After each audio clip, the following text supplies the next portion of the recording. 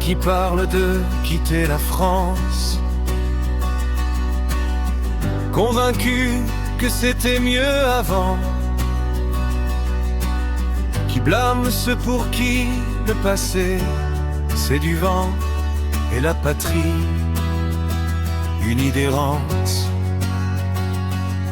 En financier prudent, tu prévois ton départ au mépris des créanciers avides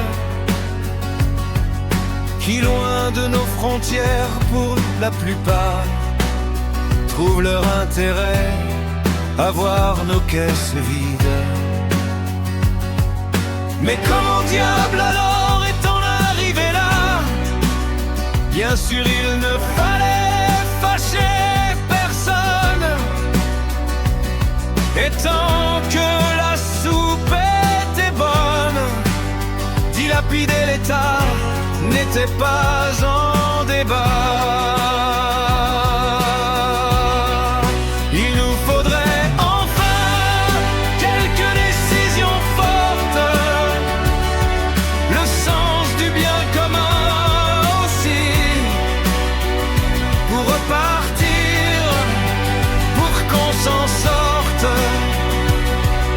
croire que l'avenir reste ici.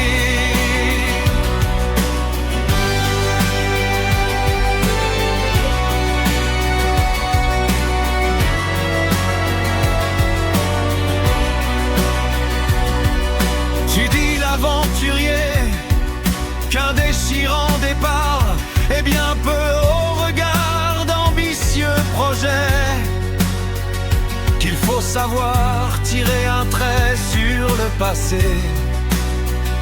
La liberté se gagne en larguant les amarres.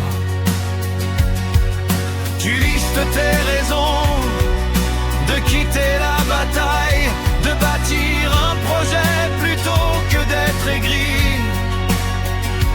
avec sans doute au cœur l'inavouable faille de l'homme abandonnant ce qui l'avait nourri.